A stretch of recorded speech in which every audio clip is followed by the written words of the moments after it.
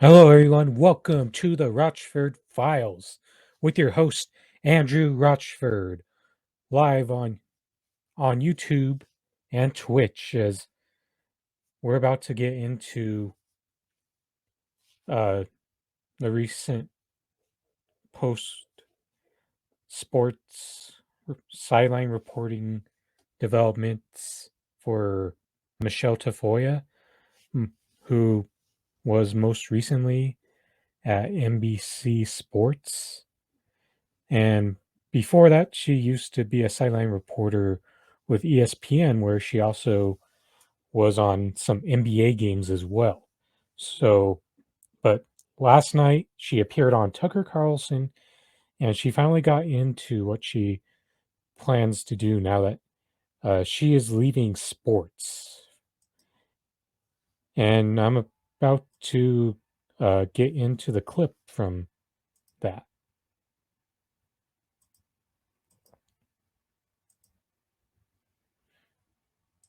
So for a decade, Michele Tafoya was a highly recognizable reporter for NBC Sports. She covered hundreds of NFL games as a sideline reporter, including 5 Super Bowls. She worked at multiple Olympics. Doubtless you've seen some of her interviews over the years. Here's a sampler, including her coverage of the Super Bowl this past Sunday. Aaron, obviously emotional. What's the immediate feeling you've got right now? I'm just so happy. I wanted this so bad. I dreamed this, man. I dreamed this, and it's like, it's surreal. Look at this. Michele Tafoya retiring from sportscasting. Michele, we love you. You have been so much fun, and we'll hear a lot more from her. You and I don't know what the future holds, pal. So that was Sunday. This is Wednesday. After nearly 30 years covering sports, Michele Tafoya has decided to step away from NBC Sports. She said she made the decision wholly on her own. She was not forced out. And she's doing it because she wants to be in a role where she can speak openly. There's nothing we're in favor of more than that. We're honored to have Michele Tafoya join us tonight to explain. Michele, first of all, congratulations on this new chapter. What an interesting decision that you made. Why did you make it? It's been on my mind for quite a while, Tucker. Thank you for having me. And no, NBC did not encourage this. They did not force this. This has been on my mind. I've been waking up every day with a palpable pull at my gut that my side, my view, my middle ground, kind of moderate view. What she's about to say here, there ain't nothing moderate about what she's going to say, because let's be honest, a true moderate in this country is just barely to the left of the Democrats, and what she's about to say is going to be indistinguishable from your conservatives. Viewpoint is not being represented to the rest of the world, I didn't feel. And so rather than, just banging it out on Twitter or Instagram every day, I thought, I've got to do something. I have benefited greatly from the American dream. And I feel like, for the sake of my kids and because I so love this country, I've got to start giving back. Boy, that is the best possible reason. So The American dream and for the love of the country, those right there are your GOP platitudes that they more commonly like to throw out.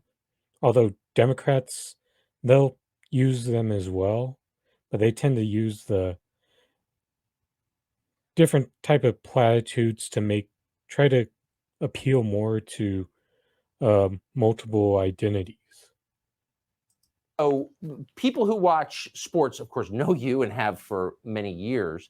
You went on The View recently, which is a slightly different venue for you. We have just a short clip, and I want to ask if this had some role in your decision. Here it is. My kids in school, there is a big focus on the color of your skin. How old are your children? My children are now 16 and 13. Okay, in what way? It's been going on since they were in lower school, all right? And it is that there are affinity groups on campus for my son's first best friend was a little African-American boy. They were in separable. Mhm. Get to a certain age, they start having what's called an affinity group, which means you go for lunch and pizza with people who look like you. Suddenly, my son wasn't hanging out with him anymore. Why are we even teaching that the color of the skin matters? Because to me, what matters is your character and your values. Yes, but you know, you live in the United States. You know that color of skin has been mattering to people. Can't we change it that it well, doesn't? we need white people to step up and do that. But I think that they've been doing that since the Civil War, and I'm not saying it's perfect. White people have hardly done anything to undo this system that is based in white supremacy. And that's how you can tell someone is out of touch, is when they argue that they've done so much to mend for their wrong ways of the past. And just flat out hasn't been the case. Oh, they haven't. Wow, that was such a moderate thing to say, such a sensible thing to say. And yet it seemed like such a controversial thing. I thought that was really brave that you said that. What did you think of the reaction? I'm just astonished that we're so looking in the rearview mirror and not absorbing the progress that we've made in this country and building on it. No, I think there would be a lot more people who would like to see true progress made, like such as liberation for Black people. But the thing is, it's being dragged back by the this white supremacist system that we have in place, that it sounds like Michele Tafoya is about to get herself involved in. And recognizing it. I don't think a person like Whoopi Goldberg would have had that role 50 years ago. She has that now. I mean, you and I know, Tucker. So that right there is just an example of one of the problems with how white people try to argue achievement of the Black community by the amount of Black people that are in entertainment and sports, when that is far from a true reflection of the achievement of their community, when so many of them are placed down by systemic racism. And there are things that really could be done to improve their conditions, but the path that she's suggesting isn't going to do it. We could come up with a million examples. And it breaks my heart that my kids are being taught that skin color matters. And to me, if you want white people to step up, I was stepping up when I addressed the school and said, why are we having these picnics for families of color? Why are we separating our kids? The world is... It's very normal for schools to have these groups that appeal to people of marginalized communities and of color. But the way that she sees it is that it's problematic because it's not taking away from the monolithic identity that conservatives like to talk upon. Integrated. Let's continue that and have everyone find out what we all have in common, not just... So this is another false assumption that just because you happen to hang out and mingle with people that you identify with is automatically equal to segregation. But that's not true. There's just times where people are going to hang out with people that they identify with, at least part of the time, while other times they interact with people who aren't exactly like them. What we have in common with people who look like us. Man, I bet you $20 that 95% of Americans agree with what you just said. But just that'd be an easy loss, Tucker, I think, because even at best you get 50%, but that could be as bad as like 33.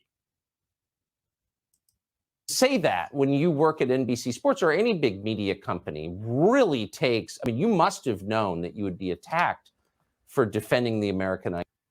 Yes, where was this energy when Colin Kaepernick started to kneel back in 2016? Where was your opposition to that message, Michelle? Because you've been silent on all the political developments in sports, by and large, as far as I'm concerned. Ideal as you did. Why did you do that? Because I don't care if I'm attacked. I really am not afraid of that. And I guess I feel like so many people now are afraid. Yeah. And I'm not. Listen, I know there are repercussions for whatever I choose to say. And I've talked to my kids' school about it. Please don't hold this against my kids. I'm speaking for me. I'm speaking for my family. But please don't hold this against my kids. But this is what I really believe. I think I speak for a lot of people, like you said, Tucker. And a lot of these people, my friends, are afraid to repost things that I've posted or, get into political conversations. They are, and they've said it, I'm afraid. I don't want to get in these arguments with my friends, with my boss, with my colleagues. This is the most terrifying thing in the world to me right now, that people are afraid to talk. These are words coming out of our mouths. Yeah, Yes. we could probably hurt people with our words. I acknowledge that. But I get to choose my reaction to everybody's words. And everybody else gets to choose their reaction to my words. So they can choose to react to what I say. I'm going to choose to say what I believe and what I feel very strongly about. And I'm going to continue this. And this is the direction I'm headed. I just love it so much. And I think personal bravery, like the kind that you have displayed and are displaying now, is deeply inspiring to people and comforting, and really is the answer to where we are. So thank you for what you're doing. I Michele. hope people will join me. I hope people will join me, Tucker. Well, if you keep doing it, people will. So that's why it's so great to see you. Thank you. Hey. If anything, that's quite damn aggressive as far as I'm concerned. So let's go into what she's essentially saying is she doesn't want the public education system to be any different than what it is now, because let's be real, even with the talks of critical race theory that have just started to gain traction recently, no school is hardly any schools are fully implementing it. And how the GOP has turned that into a big culture war issue. So many of those states in the South have been trying to make sure that it has no chance of ever making its way through the public education system. And this is what Michele Tafoya is essentially advocating for when it comes down to it, because it's not that the fact that she thinks the schools are going in the she thinks they're actually going in the wrong way. And this is actually trying to, for certain districts, trying to help kids understand the social construction of race and the normality of racism, and how if you acknowledge your biases that humans develop, and you'll be able to work your way past them. That's the first part of it. And Then the other big part of critical race theory that this is leading down to is the fact that history is a big aspect of this, because the history in school, your normal public school, is one where you get a sanitized version of what happened in history, and one where it doesn't make you upset about the past of the United States. And it also doesn't like reset what you've often heard in school about history and adding that alternative perspective. Because what's happening now is, in order to get to that point, you're pretty much learning from some random independent media outlet, social media, because that's not happening in schools right now. We know that as well.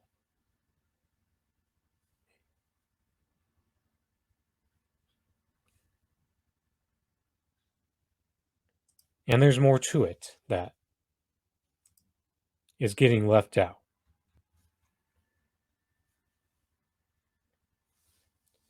Because do they want you to know that change only occurs when it lies with the interest of those in power?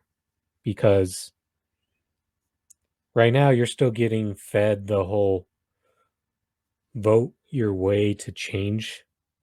And how well has that worked out for us? The understanding of race being a social construct, and that these arbitrary categories become used to sort people out, and this causes material and psychological impacts, that no person really has a single identity and often fall into multiple identities. All people in a category do not think and act the same. That's another big part that gets ignored. And as I said, from the education standpoint, the stories of Black people and other people of color need to be heard in public schools, because most of what you hear in public schools comes from a white perspective, and you're not going to get to the point where you get the added value from education if you're only hearing one perspective. And so many people never get that in their schooling and have to figure that out on their own, and they probably may not have a hard time getting to that point in college. So that's the pathway Michele Tafoya is going down, to uphold the status quo of the education system as is.